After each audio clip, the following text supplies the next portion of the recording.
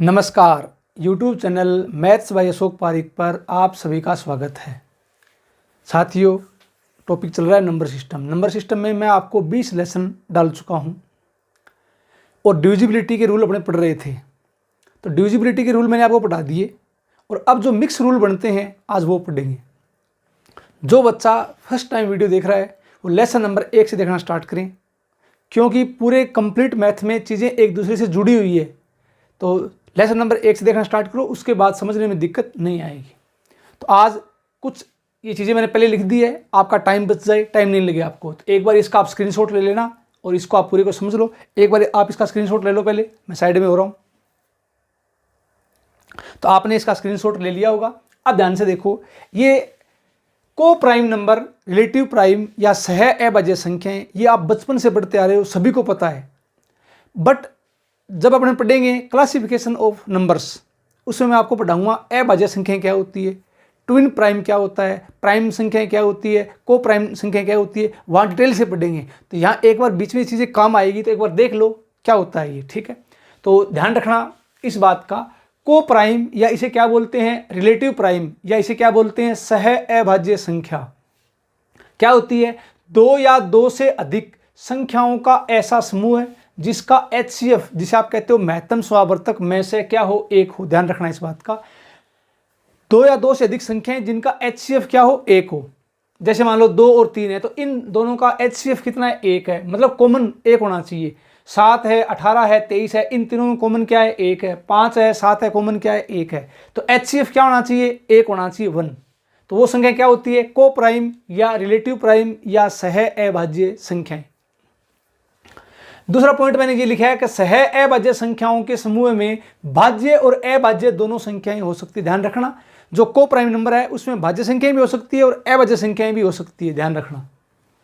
तीसरा पॉइंट मैंने ये लिखा है, कोई भी दो क्रमागत प्राकृत संख्याएं हमेशा सह अभाज्य संख्याएं होती है। लगातार कोई भी दो संख्याएं ले लो, 5, 6, 7, 8, 10, 11, 12, 13, 75, 76, लगातार दो संख्या कोई भी हो, वो आपस में हमेशा क्या होगी, सह अभाज्य संख्याएं होती है, ध्यान रखना। चौथा पॉइंट मैंने ये लिखा है, इंपॉर्टेंट है, ध्यान रखना।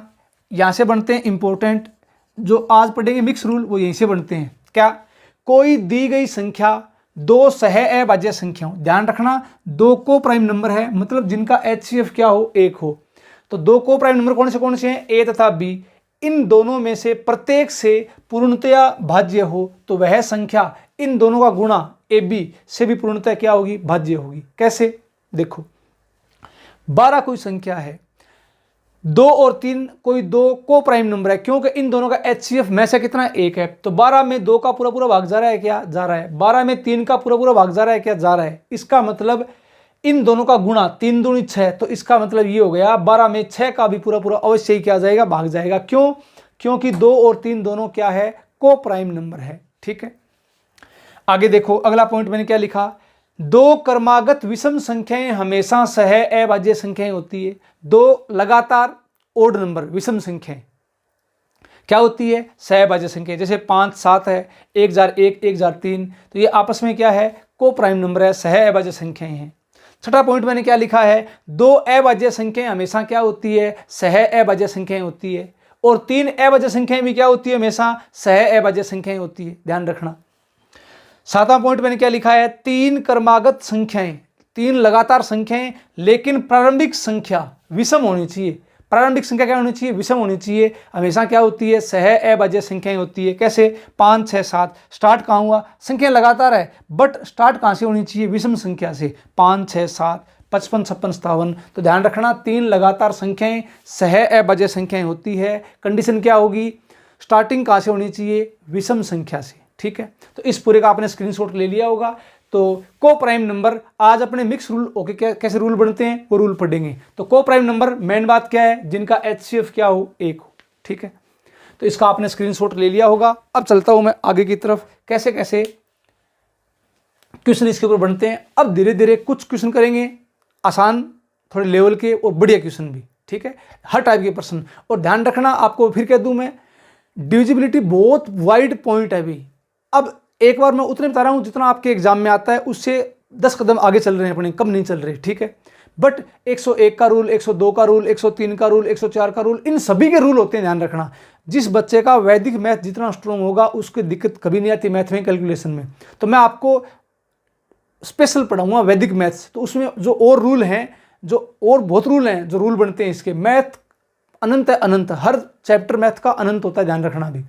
बट पहले एग्जाम में जो चीज़ें आती है उससे 10 कदम आगे ही चल रहे हैं, ध्यान रखना। तो वो चीज़ें मैं आपको पढ़ाऊंगा वैदिक मैथ्स के साथ, ठीक है। तो इसका आपने स्क्रीनशॉट ले लिया, अब मैं इसको मिटाता हूं और आगे चलते हैं।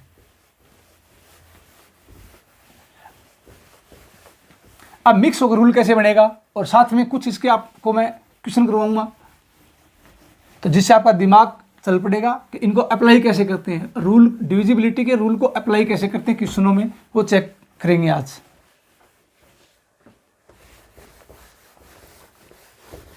तो सबसे पहले जो मिक्स वाले रूल हैं वो कैसे बनेंगे उनको देखते हैं।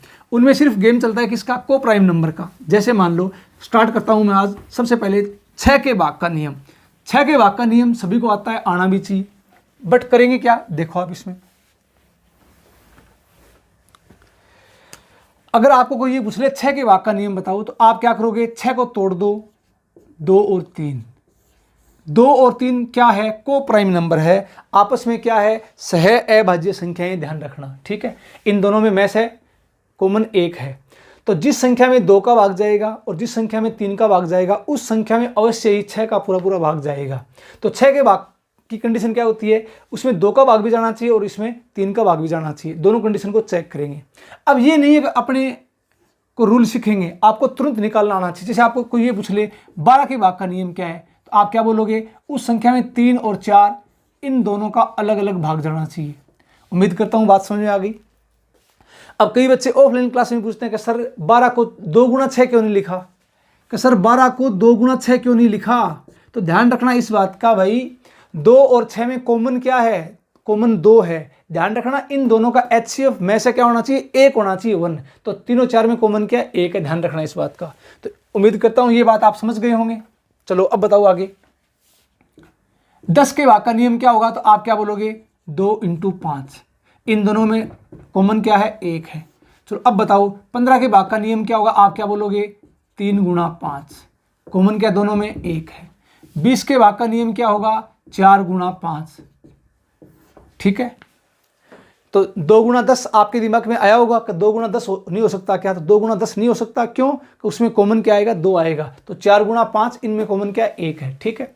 चलो आगे बताओ 24 के भाग का नियम क्या हो सकता है, लगाओ दिमाग, 3 × 8, 8 × 24, दोनों में कॉमन क्या है, 1। कॉमन क्या होना चाहिए, 1 होना चाहिए, ठीक है। अब चलते हैं आगे। 36 के भाग का नियम क्या होगा, बोलो, 4 × 9, इन दोनों में कॉमन क्या है, 1 है। 42 के भाग का नियम क्या होगा, 6 × 7।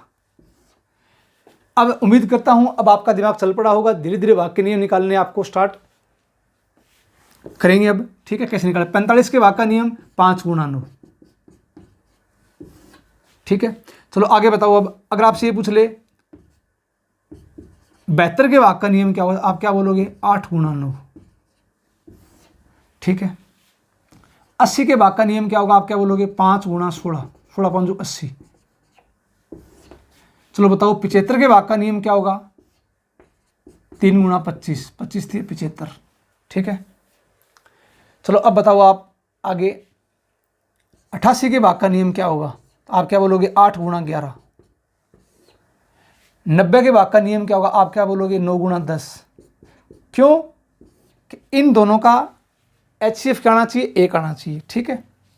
चलो आगे बोलो 144 के भाग का नियम क्या होगा, 16 नियम है, 144, 9 और 16, इन दोनों का HCF कितना है, 1 है, ठीक है। आगे बोलो नेक्स्ट। अब इस प्रकार से आपका दिमाग चलना चाहिए। 225 के भाग का नियम क्या होगा, 9 × 25, 25 नियम 225। चलो आगे बताओ 1001 के भाग का नियम क्या होगा, तो उम्मीद करता हूँ 7 × 11 × 13। जैसे मान लो क्वेश्चन के आगे 792। अब इसके भाग का नियम क्या होगा, तो अब आपको दिमाग लगाना है, को प्राइम फैक्टर में तोड़ना है इसको। जैसे चेक करो, इसमें 8 का भाग जा रहा है क्या, 8 नियम 72 और 8 नियम 72 चला गया, तो 99। इसका मतलब 9 × 11। तो 8 792 के भाग का नियम क्या हो जाएगा, 8 गुणा 9 गुणा 11, ठीक है। तो को प्राइम फैक्टर है तीनों, HCF क्या है, 1 है। अब उम्मीद करता हूं अब आपका दिमाग चल पड़ा है, ये चीज़ें आपके समझ में आनी लग गई है। एक बार इस पूरे का स्क्रीनशॉट ले लो, तो धीरे धीरे अब बढ़ेंगे आगे की तरफ, एग्जाम में किस टाइप के क्वेश्चन इसमें बनते हैं, ठीक है।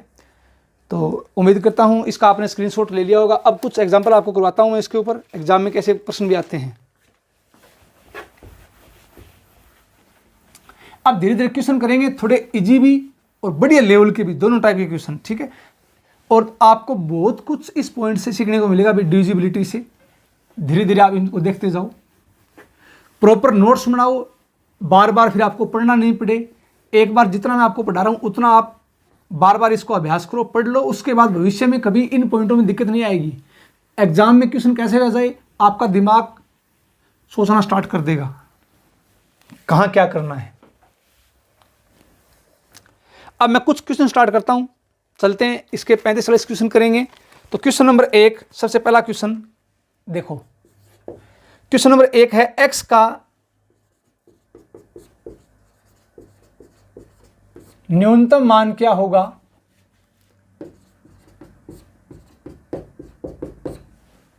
जब संख्या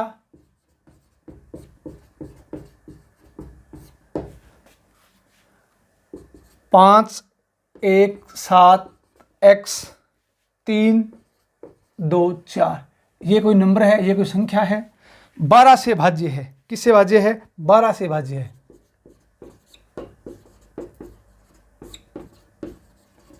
पूछा क्या है, x का न्यूनतम मान क्या हो, ध्यान रखना मिनिमम वैल्यू पूछी है, मिनिमम। तो इसमें क्वेश्चनों में मिनिमम वैल्यू पूछ सकता है, कितनी संख्याएं पॉसिबल है ये पूछ सकता है, मैक्सिमम संख्या पूछ सकता है। जो पूछेगा उसका आंसर देना है। अब देखो संख्या क्या है, 5, 1, 7, x 3, 2, 4। अब आपका दिमाग कहाँ चला, संख्या 12 से डिविजिबल है। अब 12 के भाग का नियम क्या होगा, 12 को तोड़ दो, 3 गुणा 4। क्यों, क्योंकि इन दोनों का HCF कितना है, 1 है, में से कितना है, 1 है। तो 3 की डिविजिबिलिटी चेक करनी है और 4 की डिविजिबिलिटी चेक करनी है। तो 3 के भाग का नियम क्या होता है, अंकों के योग में 3 का भाग जाना चाहिए, और 4 के भाग का नियम क्या होता है, अंतिम 2 अंकों में 4 का भाग जाना चाहिए। तो अंतिम 2 अंकों में 4 का भाग जाना चाहिए। अब ध्यान रखना, अब बच्चों की दिक्कत ये आती है कि सर पहले 3 को चेक करें, 4 को चेक करें। अब धीरे धीरे आपका दिमाग चल पड़ेगा, आपका दिमाग खुद से सोचना स्टार्ट कर देगा। देखो इसमें पहले 3 का भाग चेक करेंगे, 4 का भाग चेक करेंगे। तो 4 के भाग का नियम क्या होता है, अंतिम 2 अंक। तो अंतिम 2 अंक इसमें दे रखे हैं पहले से भी, 24 है। तो इसका मतलब 24 में 4 का पूरा पूरा भाग जा रहा है, तो ये संख्या 4 से डिविजिबल है। तो पहले 4 की डिविजिबिलिटी चेक कर ली। अब चेक करते हैं 3 के भाग का नियम। 3 के भाग का नियम क्या होता है, अंकों का योग, डिजिट का सम कर दो। 5 और 1 6, 6 और 7 13, 13 और 3 16, 16 और 2 18, 18 और 4 22, 22 और प्लस ये x है, 22 प्लस x। किसका भाग जाना चाहिए, 3 का भाग जाना चाहिए। अब ये बताओ, तो 3 का भाग जाना चाहिए, x का मान सिंगल डिजिट, ध्यान रखना x का मान क्या है, सिंगल डिजिट मान रखते जाओ। 22 में क्या जोड़ें कि 3 का भाग चला जाए। तो सबसे पहले 22 2 24, x का मान 2, 22 2 24, 24 में 3 का भाग जाएगा, ठीक है। उसके बाद 5, क्यों, 22 और 5 27, 3 का भाग जाएगा।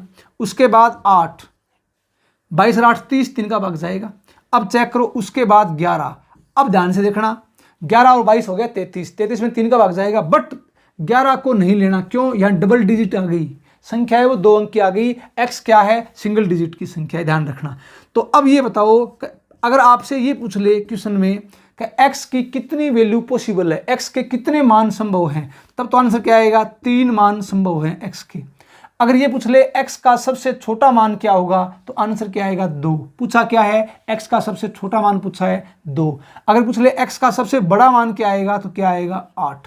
ध्यान रखना। तो एग्जाम में अब ये बहुत इजी क्वेश्चन है, जीरो बेस के क्वेश्चन है। धीरे धीरे आगे बढ़ेंगे, जैसे जैसे आगे बढ़ेंगे क्वेश्चनों का लेवल थोड़ा सा बढ़ता जाएगा। उम्मीद करता हूं ये प्रश्न आपके समझ में आ गया होगा। प्रश्न नंबर 1 था, बिल्कुल इजी क्वेश्चन, इसका आप स्क्रीनशॉट ले लो। अब चलते हैं आगे की तरफ।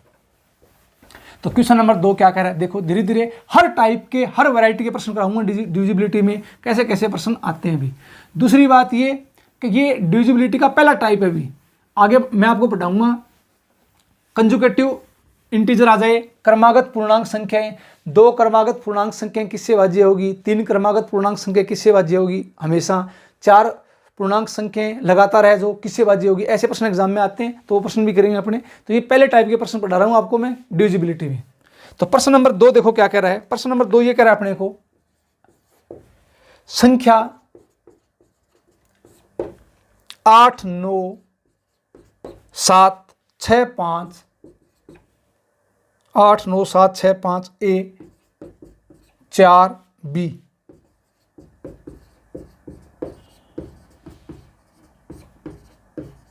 18 से भाज्य है, तो ए और बी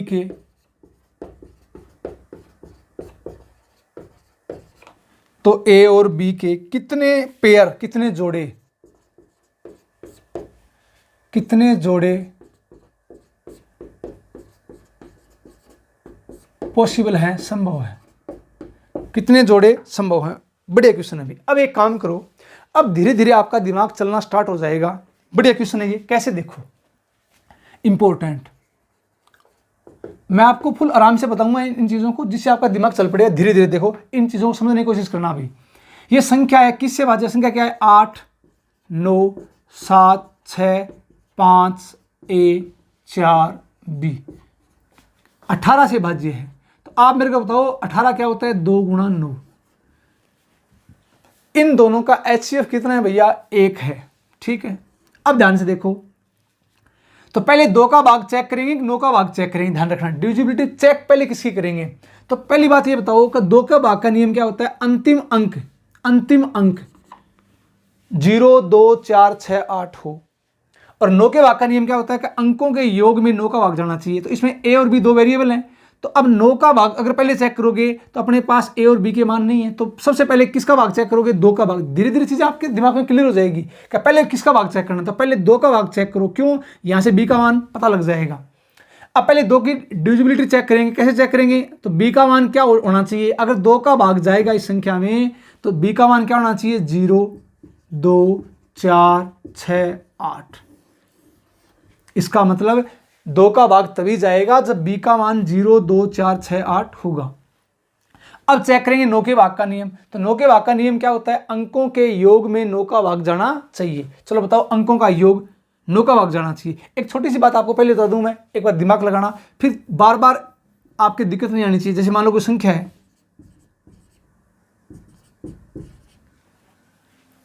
ठीक है, और चेक करना 9 का भाग जा रहा है क्या। तो आप क्या करते हो, अंकों का योग करते हो। 4 और 3 7, 7 और 2 9, 9 और 5 14, 14 और 3 17। अब एक काम करते हैं इसमें, तो इसमें 9 का भाग नहीं जाएगा।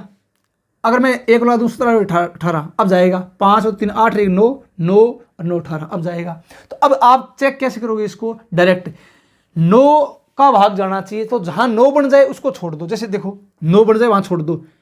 कैसे, 5 + 4 9, छोड़ दिया इसको। आगे चेक करो, 3 और 3 6 2 8 1 9, छोड़ दिया इसको। इसका मतलब इस संख्या में 9 का पूरा पूरा भाग जाएगा। तो जहां 9 बढ़ जाए उसको पहले छोड़ दिया करो। जैसे फॉर एग्जांपल ये संख्या है, ध्यान देना इसके ऊपर, धीरे धीरे चीजें समझ में आएगी आपके। मान लो इससे आपका टाइम बचेगा, ऐड नहीं करना पड़ेगा। ये संख्या है, 9 का भाग चेक करना है तो 9 को छोड़ दो, क्योंकि 9 का भाग जाएगा। अब जहां जहां 9 बन रहा है देखो कैसे, 5 और 4 9 बन रहा है, छोड़ दो इसको। अब देखो यहां से 8 और 7 15, तो 15 में से 9 छोड़ दो। 15 में से 9 को गेम से बाहर कर दो, कितना बच गया, 15 में से 9 गया 6। तो 6 6 ये 6 6 12। अब 12 में से 9 छोड़ दो, कितना बच गया 3। तो ये आ गया 3 + a + b। ये किससे भाज्य होगा, 9 से भाज्य होगा। ठीक है, अब आप मेरे को ये बताओ, थोड़ा दिमाग लगाना, बहुत बढ़िया क्वेश्चन है, धीरे धीरे आपका दिमाग चलेगा। ये इसमें 9 का भाग जाएगा, इसका मतलब जो इनका योग आएगा वो 9 का मल्टीपल होगा, 9 का मल्टीपल होगा, 9 का गुणज होगा। ठीक है, ध्यान रखना। कैसे, देखो यहां से 9 का भाग जाएगा, इसका मतलब 3 + a + b। इसका योग क्या आना चाहिए, या तो 9 आना चाहिए, या 18 आना चाहिए, या 9 3 27, 9 2 36। समझ गए इस बात को क्या, मतलब इनका जो योग आएगा वो 9 का मल्टीपल आएगा, 9 का गुणज आएगा। ठीक है, दिमाग लगाना, बहुत बढ़िया चीजें हैं ये। अब ये बताओ, सबसे पहले यहां से स्टार्ट करता हूं मैं। मैंने सबसे पहले इनका योग मैंने क्या ले लिया, 9 ले लिया। अब आपका दिमाग बोलेगा सर योग 9 हो सकता है क्या? हो सकता है, क्योंकि ए और बी सिंगल डिजिट है, योग 9 हो सकता है। 18 हो सकता है क्या? हो सकता है। क्यों? देखो यहां से सिंगल डिजिट और ये 3 है, इनका योग 18 हो सकता है। 27 हो सकता है क्या? 27 कभी नहीं हो सकता। क्यों नहीं हो सकता? अभी बता रहा हूं। देखो सबसे पहले मैंने क्या किया, पहली कंडीशन ये उठाई कि 3 + a + b, इसका योग मैंने क्या मान लिया, 9 मान लिया। 9 तो यहां से बताना a + b बराबर 3 को इस तरफ ले जाओ, 9 में से 3 गया 6।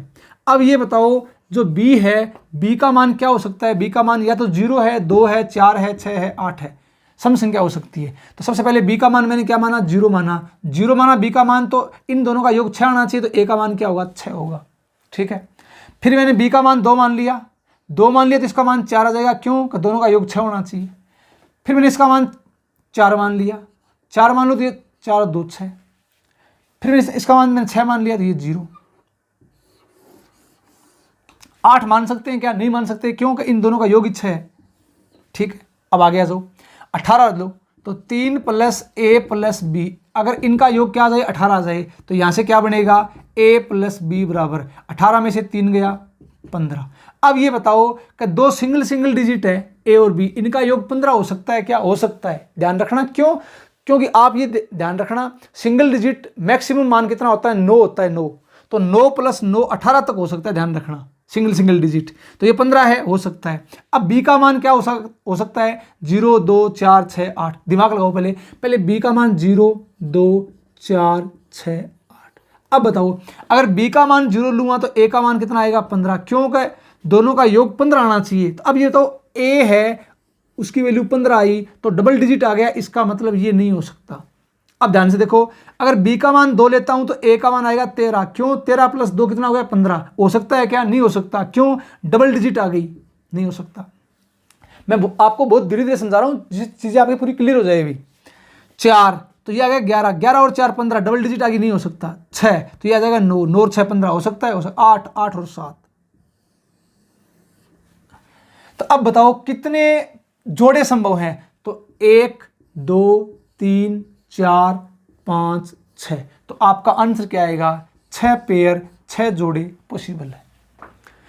ऐसे प्रश्न मैं आपको बहुत कराऊंगा, बहुत आराम से। पहले तो आज क्वेश्चनों की पहली क्लास है, धीरे धीरे चलेंगे, आगे बढ़ेंगे, चीजें पूरी क्लियर हो जाएगी, मेरी गारंटी है। चलते जाओ आप। तो इसका स्क्रीनशॉट ले लो। उम्मीद करता हूं ये बात आपके समझ में आ गई है। अब आगे चलता हूं अगले पॉइंट की तरफ, अगले प्रश्न की तरफ। तो अगला प्रश्न क्या हो सकता है, अब धीरे धीरे आप इन प्रश्नों को देखते जाओ, जिससे कि आपकी चीजें पूरी क्लियर हो जाए। प्रश्न नंबर 3,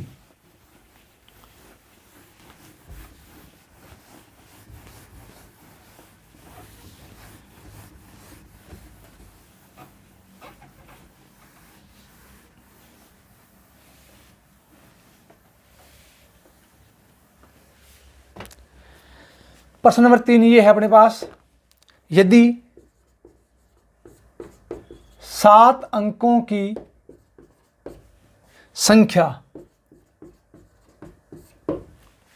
8 7 6 x 3 7 y 225 से भाज्य है,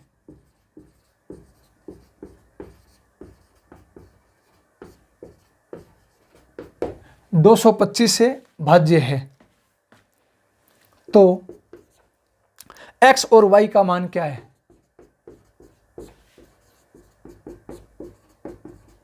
x और y का मान क्या है?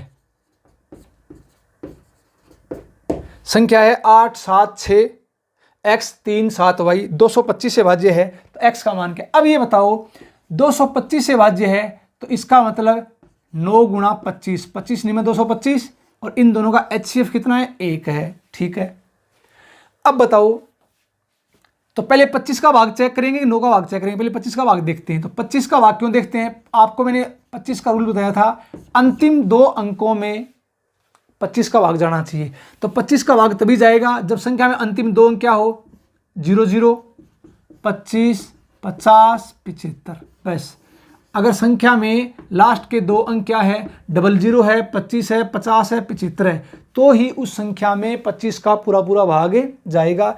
ये मैं आपको डिविजिबिलिटी के रूल बता चुका हूं भाई। चलो अब बताओ, तो लास्ट क्या है 7y, 7y। इसका मतलब आप समझ गए 7y 75 होना चाहिए, तो y का मान यहां से कितना आ गया 5। इसका मतलब y का मान आ गया 5। अब चेक करते हैं 9 की डिविजिबिलिटी। y का मान 5 यहां रखो, तो 9 की डिविजिबिलिटी 8, 7, 6, x 3, 7, y का मान 5। 9 के भाग के लिए क्या करोगे, स्टार्टिंग से 9 हटा दो, 9 को पहले हटा दो। कैसे, 6 और 3 9 हट गया। आगे देखो 7 और 5 12, 12 में से 9 हटा दो 3, 7 और 3 10, 1 हटा दो, 7 और 3 10, 9 हटा दिया 1, 8 और 1 9। इसका मतलब सारे 9 हट गए। अब बचा क्या x। तो अब दिमाग लगाना, x का मान या तो क्या होगा 0 होगा तो इसमें 9 का भाग जाएगा, या x का मान क्या होगा 9 होगा तो इसमें 9 का भाग जाएगा। ध्यान रखना दोनों ही कंडीशन लेनी है आपको। x का मान 0 होगा तो भी इस संख्या में 9 का भाग जाएगा, और x का मान 9 होगा तो भी इस संख्या में 9 का भाग जाएगा। तो अब पूछा क्या था, x और y का मान क्या है। तो अब ध्यान रखना ऑप्शन में आपको क्या मिलेगा, या तो x का मान 0,5, y का मान 5, या 9,5। तो x और y का मान ऑप्शन में या तो ये मिलेगा और या ये मिलेगा। ध्यान रखना। उम्मीद करता हूं ये बात आपके समझ में आ गई है। बहुत इजी क्वेश्चन है, आसान क्वेश्चन। स्टार्टिंग में मैं आपको जीरो बेस के प्रश्न करा रहा हूँ, धीरे धीरे इनका लेवल बढ़ाएंगे भी, ठीक है। उम्मीद करता हूँ ये बात आपके समझ में आ गई होगी। इसका स्क्रीनशॉट ले लो, वीडियो को 1 बार 2 बार 3 बार देखना भी, जिससे कि चीज़ें पूरी आपके क्लियर हो जाएगी। चलें आगे देखो। क्वेश्चन नंबर 4 क्या हो सकता है, ध्यान दो इसके ऊपर। 30-40% कर लो, थोड़े मीडियम भी और बढ़िया प्रश्न भी, जिससे सारी चीजें क्लियर हो जाएगी आपकी।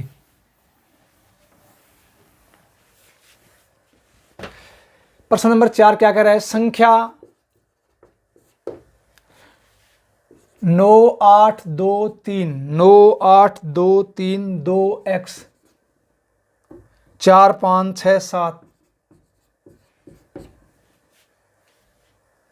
y 75 से भाज्य है।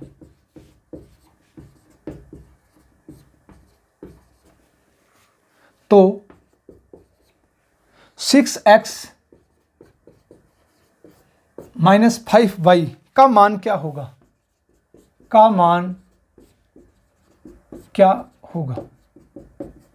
तो बिल्कुल इजी क्वेश्चन है, आसान क्वेश्चन, आपको आना चाहिए भी। अब ध्यान से देखो कैसे। सबसे पहली बात, प्रश्न क्या कह रहा है, 75 से भाज्य है, तो 75 क्या होगा 3 × 25, 25 दिए 75। संख्या अपने पास क्या है 9,8,2,3 2x 4 5 6 7 y। तो पहले 25 का भाग चेक करेंगे, क्योंकि लास्ट के 2 अंकों में, ध्यान रखना लास्ट के 2 अंकों में 25 का भाग कब जाएगा, 25 का भाग तभी जाएगा जब लास्ट के 2 अंक 00, 25, 50 और 75 हों। ये डिविजिबिलिटी में आपको बता चुका हूं भी। तो अब लास्ट में 7y है, इसका मतलब यहां से पता लग गया y का मान क्या है 5 है, y का मान क्या है 5 है, ठीक है। अब 3 की डिविजिबिलिटी चेक करो, तो 3 के लिए अंकों के योग में 3 का भाग, अंकों का योग जोड़ो 3 का भाग जाना चाहिए, ठीक है। 7 और 5 12, 12 और 6 18, 18 और 5 23, 23 और 4 27, 27 और 3 30, 30 और 10 40, 40 और 9 49 + 2 51, 51 + x, इसमें किसका भाग जाएगा 3 का।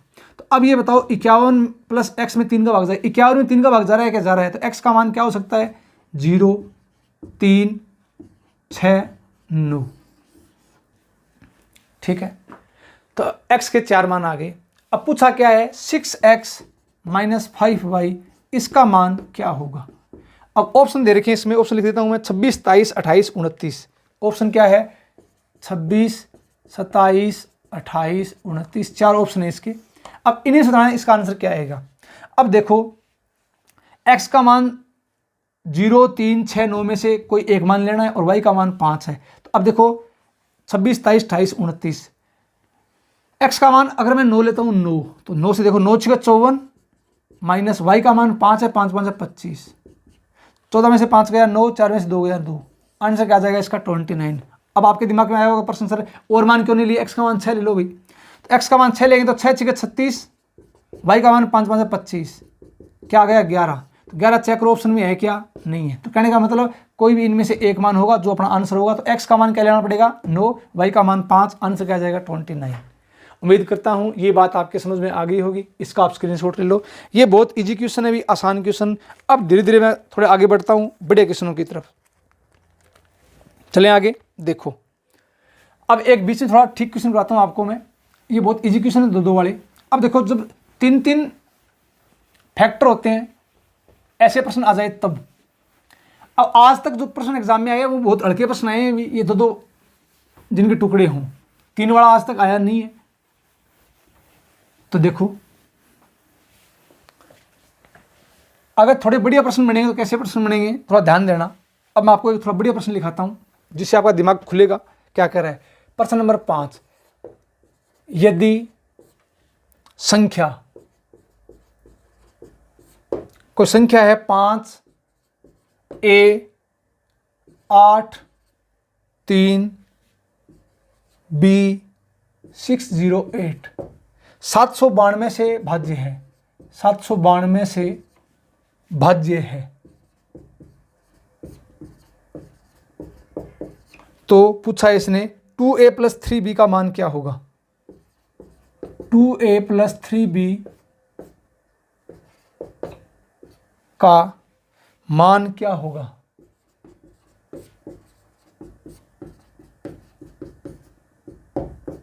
ठीक है, आसान सा क्वेश्चन है। अब एक काम करो, इसका मान पूछा है, थोड़ा बढ़िया क्वेश्चन है अभी लेवल का, थोड़ा सा दिमाग लगाना, धीरे धीरे चीजें आपके समझ में आ जाएगी। ये बताओ मेरे को आप, 792 से भाज्य है। आपको मैंने अभी बताया था 792 के को प्राइम फैक्टर 8 × 9 × 11 बताया था मैंने आपको। को प्राइम फैक्टर कर लो। या अब आपके दिमाग में है कि सर हमको पता कैसे लगेगा कि 8 × 9 × 11 है? तो पहले आप कोई भी संख्या का भाग देख लो, इसमें टुकड़े आ जाएंगे। 8 का भाग दिया तो 99 आएगा, 99 का 9 × 11, ये को प्राइम फैक्टर है, इनका HCF 1 है। अब पहले 8 का भाग चेक करो। तो क्यों? क्योंकि 8 का भाग क्या होता है? अंतिम 3 अंक। ये बताओ 5 A 8 3 B 608, ये संख्या है, अंतिम 3 अंक चेक करो। 8 का भाग जा रहा है क्या? जा रहा है। 8 का भाग पूरा पूरा जा रहा है। 8 का भाग क्या होता है? लास्ट 3 अंकों में 8 का भाग जाना चाहिए। जा रहा है क्या? जा रहा है। अब चेक करते हैं 9 के भाग का नियम। 9 के भाग का नियम क्या होता है? अंकों के योग में। तो 9 के भाग का नियम, अंकों का योग करो। सबसे पहले वही बात, क्या करोगे? 9 को हटाते जाओ। कैसे? देखो 6 और 3 9 हटा दिया। अब चेक करो 8 और 5 13, 13 में से 9 हटा दो, कितना बच गया? 4। 8 और 4 12, 12 में से वापस 9 हटा दो, 3, कितना बच गया? 3 + A + B। अब इसमें 9 का भाग जाना चाहिए, तो मतलब इनका जो योग है वो 9 का मल्टीपल आएगा। 9 आ जाए, 18 आ जाए, 27 आ जाए, 36 आ जाए, चलता जाएगा। ठीक है। दूसरी कंडीशन ये थी 9 की। अब चेक करते हैं 11 की। अब ये बताओ 11 की कंडीशन मैंने आपको बताई थी क्या, अगर आपके दिमाग में है तो? 5 A 8 3 B 608। 11 कंडीशन अल्टरनेट, एकांतर क्रम में एक छोड़कर एक अंकों का योग, फिर इनका डिफरेंस देखो, एक छोड़कर एक।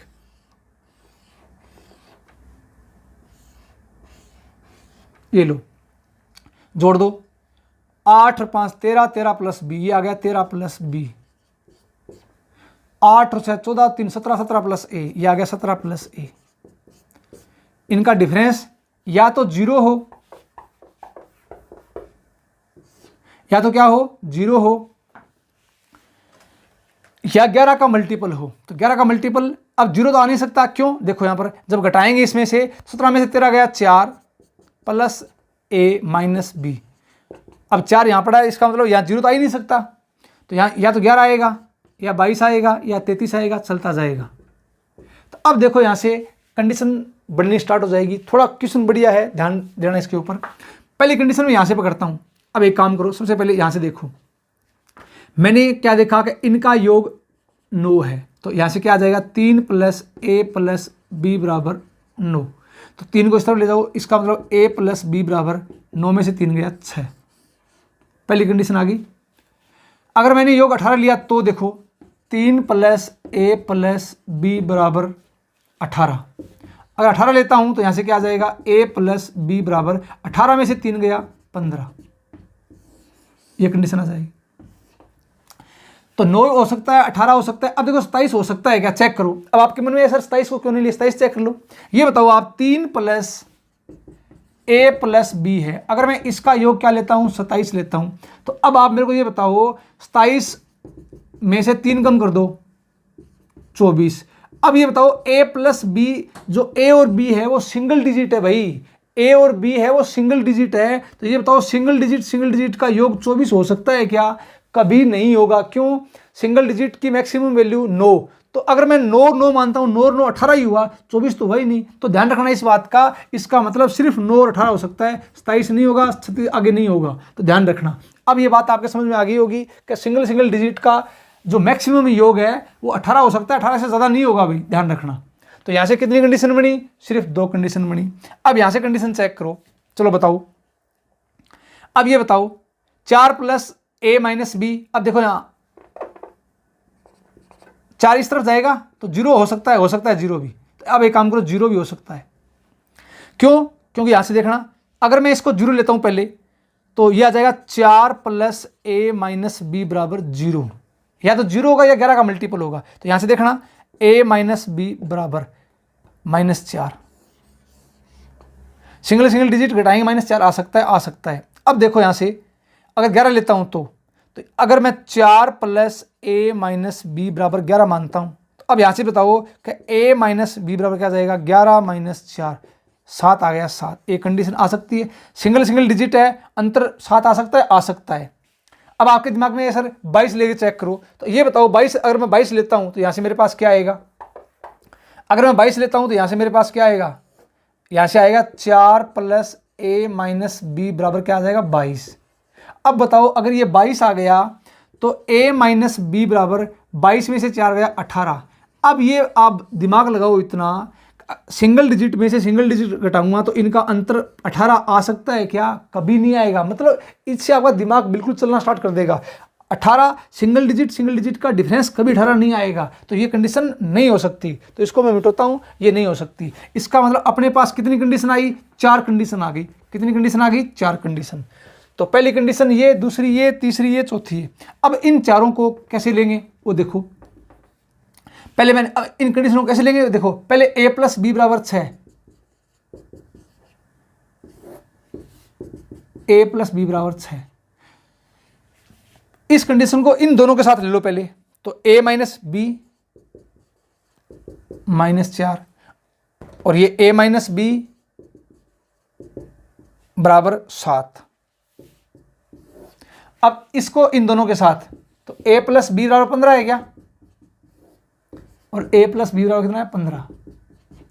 तो यहां से a माइनस बी का मान -4 और यहां से a माइनस बी का मान 7। अब यहां से a और b की वैल्यू निकालो भाई।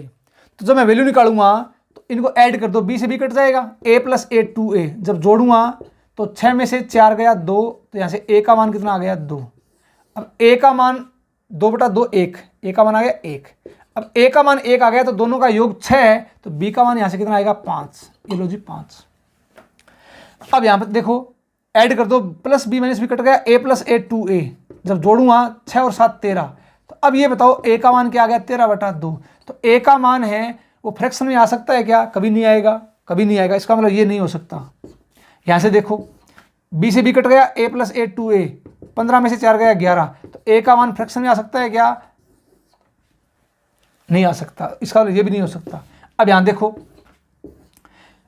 b से b कट गया, a plus a 2a, 15 plus 7 22। तो a का मान क्या आ गया, 22 का आधा 11। अब ये बताओ a का मान डबल डिजिट आ गया, सिर्फ सिंगल डिजिट है, हो सकता है क्या, नहीं हो सकता। तो सिर्फ क्या होगा, सिर्फ a का मान 1 होगा, b का मान 5 होगा। तो यहां से देखो अपने पास a का मान तो क्या आया, 1 आया, और b का मान क्या आया, 5 आया। पूछा क्या है, पूछा ये है 2a प्लस 3b का मान क्या होगा। तो a का मान 1 है, 2 गुणा 1, 3b, b का मान 5 है, तो 2 5 3 15, तो 15 प्लस 2 17। आंसर क्या आ जाएगा, 17। ये आपका आंसर है। अब आपके दिमाग में आएगा सर बहुत बड़ा प्रश्न है, ऐसे प्रश्न एग्जाम में आ सकते हैं क्या, हाँ जी आ सकते हैं, कोई डाउट नहीं है। ये प्रश्न तो इजी है, धीरे धीरे थोड़ा लेवल बढ़िया बढ़ाएंगे इन प्रश्नों का। तो इस प्रश्न को मैंने बहुत आराम से बताया कि आपके पूरी चीज़ें क्लियर हो जाए। और ये वीडियो आपके पास है तो इसको आप एक बार, दो बार, तीन बार और देखना, पूरी पॉइंट मैंने आपको क्लियरिटी से बता दिए हैं इसके भी। तो इसका आप स्क्रीनशॉट ले लो। उम्मीद करता हूँ ये प्रश्न आपके समझ में आ गया। वीडियो को 2-3 बार देखना भाई, चीज़ें जिससे आसान हो जाएगी भी। अब आगे चलते हैं प्रश्न नंबर 6 की तरफ। किस किस टाइप के प्रश्न इसमें और बनते हैं भी, ठीक है। प्रश्न नंबर 6 क्या कह रहा है, देखो यहां से।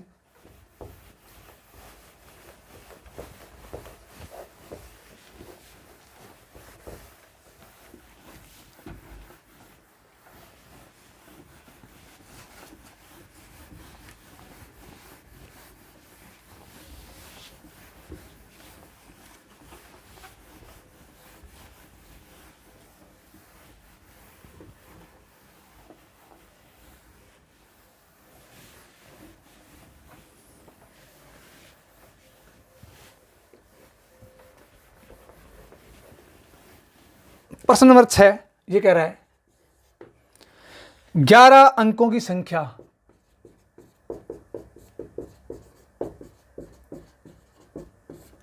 11 अंकों की संख्या है।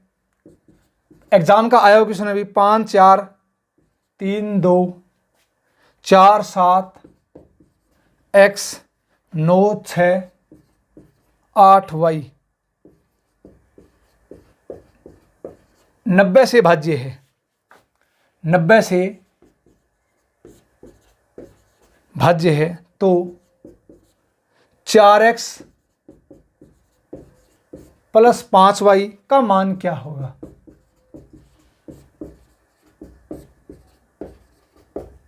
किससे भाज्य है, 90 से भाज्य। अब मेरे को आप ये बताओ, ये संख्या है 5 4 3 2 4 7 x 9 6 8 y किससे भाज्य है, 90 से भाज्य है।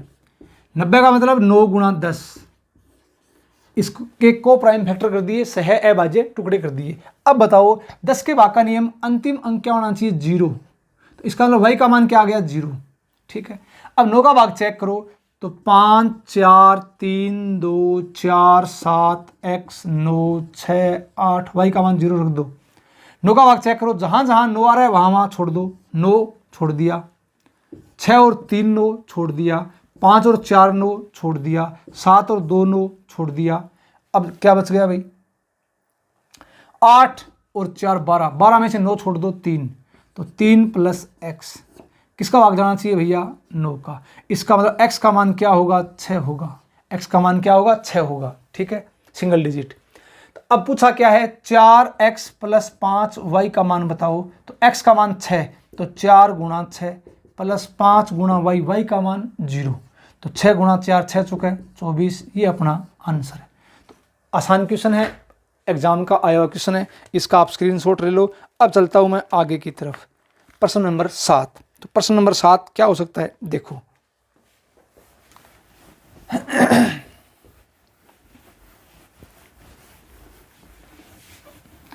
इसके आपको मैं लगभग 40-45 क्वेश्चन कराऊंगा, हर वैरायटी के प्रश्न, जिसमें हर टाइप का प्रश्न आ जाएगा। फिर भविष्य में कैसा भी प्रश्न आ जाए, आपका दिमाग सोचना स्टार्ट कर देगा, प्रश्न कभी गलत नहीं होगा भी। प्रश्न नंबर 7 क्या कह रहा है, ध्यान से देखो। प्रश्न नंबर 7 ये कह रहा है, यदि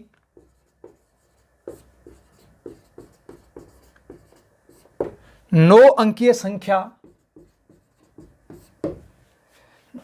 9 8 5 x 3 6 7 8 y 72 से भाज्य है,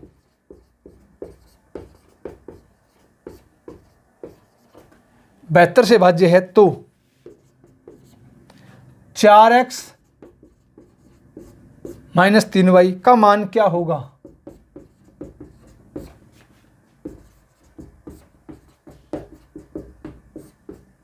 बहुत इजी क्वेश्चन है, आसान क्वेश्चन। कैसे करेंगे, अब दिमाग लगाओ आप, मेरे को ये बताओ। 72 की डिविजिबिलिटी चेक करनी है, तो 8 गुणा 9 72 हो गया।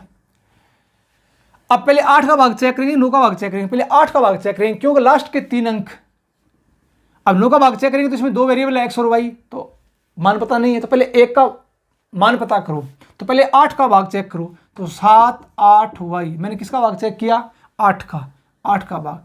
अब बताओ y का मान यहाँ क्या रखूँगा तो 8 का भाग जाए, तो 8 का भाग दे, देखो 8 निम 72, ठीक है, 72, 6 बच गया, तो y का मान रख दूँ 4, तो 8 8 64, भाग चला जाएगा।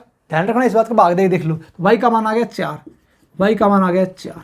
अब y का मान 4 रख दो यहाँ पर, तो 9 8 5 x 3 6 7 8, y का मान 4 रख दिया 4। अब 9 की डिविजिबिलिटी चेक करो, 9 का भाग, तो जहाँ जहाँ 9 बन रहा है 9 छोड़ दो, 9 छोड़ दिया। इससे क्या है कि जो कई बच्चे पूरा जोड़ते हैं, पूरा जोड़ने की जरूरत नहीं है, पहले 9 को छोड़ दो, 6 और 3 9 छोड़ दो। उसके बाद देखो आप आगे और कुछ बन रहा है क्या, 5 और 4 9 छोड़ दो, 8 और 7 15, 15 में से 9 छोड़ दो 6, 6 और 8 14, 14 में से 9 छोड़ दो 5, आ जाएगा 5 प्लस x, 9 का भाग जाना चाहिए। इसका मतलब x का मान भी क्या होगा 4 होगा, क्योंकि 5 और 4 9, 9 में 9 का भाग जाएगा, तो x का मान 4 आ गया और y का मान भी 4 आ गया। पूछा क्या है, इसका मान पूछा है 4x, तो x का मान 4 माइनस 3y, y का मान भी 4, 4 चौके 16 माइनस 4 3 12, 16 में से 12 गया 4, आंसर क्या आ जाएगा आपका 4। ये आपका आंसर है। एग्जाम के ये आईओ क्वेश्चन है, कुछ इजी क्वेश्चन, ध्यान रखना। नेक्स्ट वीडियो में मैं आपका थोड़ा लेवल बढ़ाऊंगा इन प्रश्नों का, बढ़िया लेवल, तो जिससे आपका दिमाग पूरा खुल जाएगा, कैसे कैसे प्रश्न एग्जाम में बन सकते हैं। ये था प्रश्न नंबर 7, उम्मीद करता हूँ आपके समझ में आ गया होगा। अब चलता हूँ प्रश्न नंबर 8 की तरफ।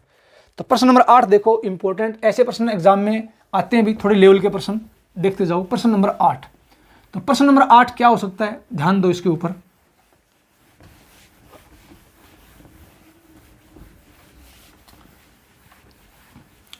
प्रश्न नंबर 8 में इस टाइप के प्रश्न बनते हैं, देखो आप प्रश्न नंबर 8 ये कह रहा है संख्या 7 6 3 x 4 y 2 9 से भाज्य है, 9 से भाज्य है, तो x और y के कितने जोड़े संभव हैं, कितने जोड़े संभव हैं। ठीक है, अब एक काम करते हैं, कितने जोड़े, ठीक प्रश्न है, एग्जाम का आया हुआ प्रश्न है भी। 9 से भाज्य है तो x और y के कितने जोड़े संभव हैं। यहां पर देखो 7 6 3 x 4 y 2 किससे भाज्य है, 9 से भाज्य है, तो जहां जहां 9 बन रहा है छोड़ दो, 9 की डिविजिबिलिटी चेक करो, 6 और 3 9 छोड़ दो, 7 और 2 9 छोड़ दिया, क्या बच गया 4 प्लस x प्लस y। अब इनका योग, अब ये 9 से भाज्य है तो इनका योग 9 का मल्टीपल आएगा, या तो 9 आएगा, 9 का पहाड़ा 9 दूनी 18, 9 3 27, 9 चौका 36, ऐसे आएगा।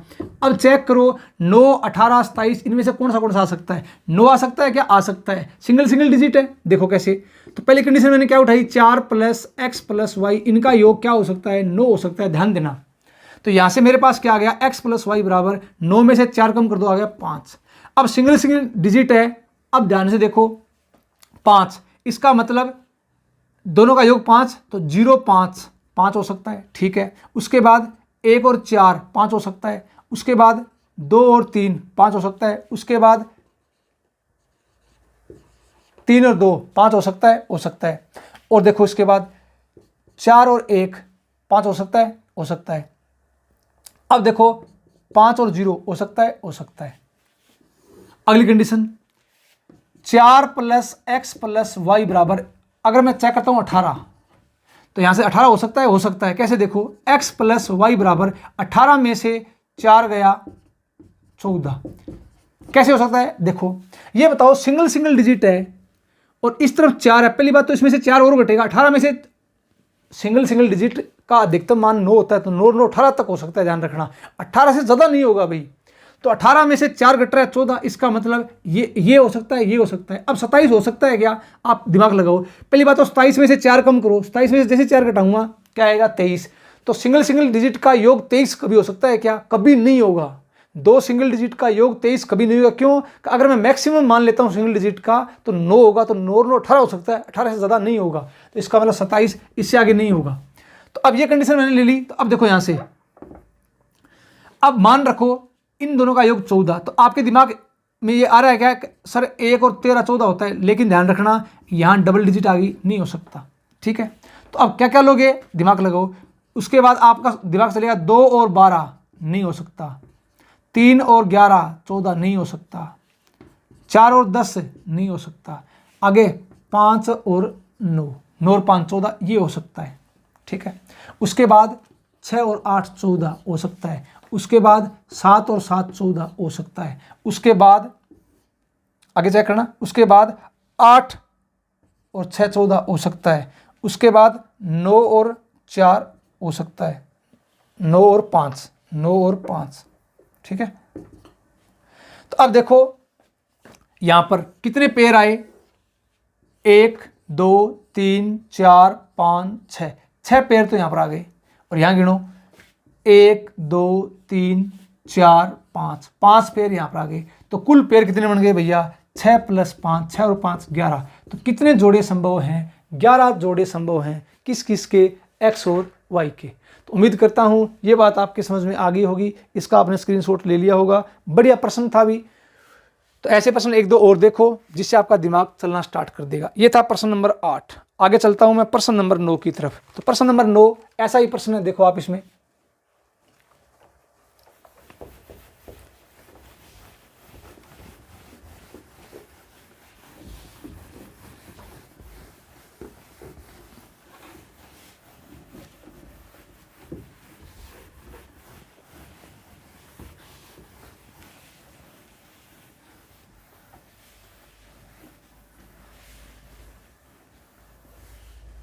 प्रश्न नंबर 9 संख्या है अपने पास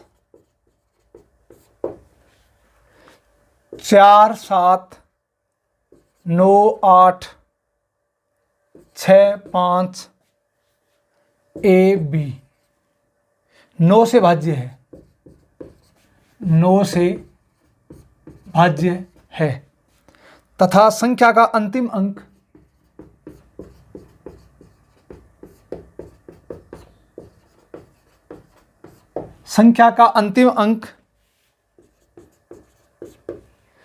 विषम अंक है।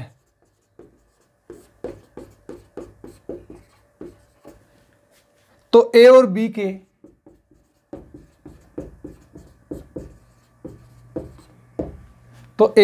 के कितने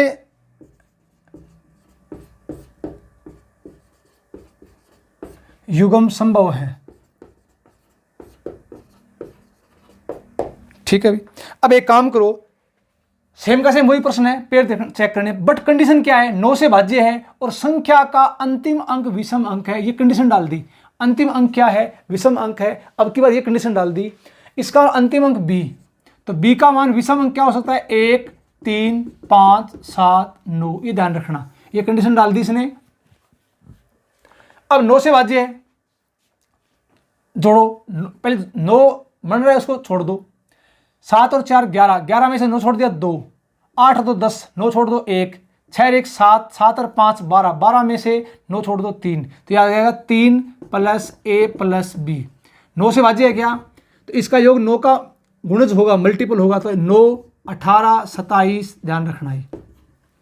अब बताओ, सबसे पहले आप दिमाग ये लगाओ, 27 हो सकता है क्या। अगर मैं 27 में से 3 घटाऊंगा तो आ जाएगा 24। तो 2 सिंगल डिजिट का योग कभी 24 हो सकता है क्या, कभी नहीं होगा। इसका मतलब ये कभी नहीं होगा। 18 चक्र हो सकता है क्या, 18 में से 3 गया 15, तो 2 सिंगल डिजिट का योग 15 हो सकता है क्या, हो सकता है। 18 से ज़्यादा नहीं होगा, 2 सिंगल डिजिट का योग मैक्सिमम 9 + 9 18 हो सकता है, 18 से ज़्यादा नहीं होगा, 18 से कम हो सकता है। तो अब ये 2 कंडीशन आगे अपने पास, चेक करो इनको। तो देखो यहाँ से 3 + A + B, इसका योग लेता हूँ मैं 9, और 3 + A + B, इसका योग लेता हूं मैं 18। अब यहां से देखो, तो A + B बराबर 9 में से 3 गया 6, ये लो जी 6, और यहां चेक करो A + B बराबर 18 में से 3 गया 15। और कंडीशन क्या कह रहा है कि B का मान विषम संख्या है, तो B का मान क्या हो सकता है, 1 3 5 7। अब दोनों का योग ही 6 है, तो 7 नहीं हो सकता। तो अब इसका 1 हो गया तो इसका हो गया 5, क्योंकि इन दोनों का योग कितना है, 6। तो 3 हो गया तो 3 3 6, 5 हो गया तो 1। अब यहाँ से कितने पेयर बने, 1 2 3 पेयर। अब यहाँ चेक करो 15। तो अब बताओ अगर मैं इसका मान 1 3 5 7 9, अगर 1 लूंगा तो इसका मान 14 आएगा। 14 में डबल डिजिट आ गई, हो सकता है क्या, नहीं होगा। अगर इसका मान 3 लेता हूं तो इन दोनों का योग 15 है, तो 12 आ गया। 12 और 3 15, डबल डिजिट आ गया, नहीं होगा। 5 ले लूंगा तो ये आ गया 10 और 5 15, डबल डिजिट आ गया, नहीं होगा। 7 है तो ये कितना आ जाएगा 8, 9 तो कितना आ जाएगा 6। ये हो सकता है क्या, हो सकता है। तो 3 पेयर तो ये हैं और 4 और 5, तो कुल कितने पेयर बनेंगे, 5 पेयर बनेंगे। ये अपना आंसर है।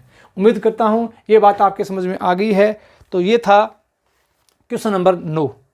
तो आज इस क्लास में करेंगे इतना ही।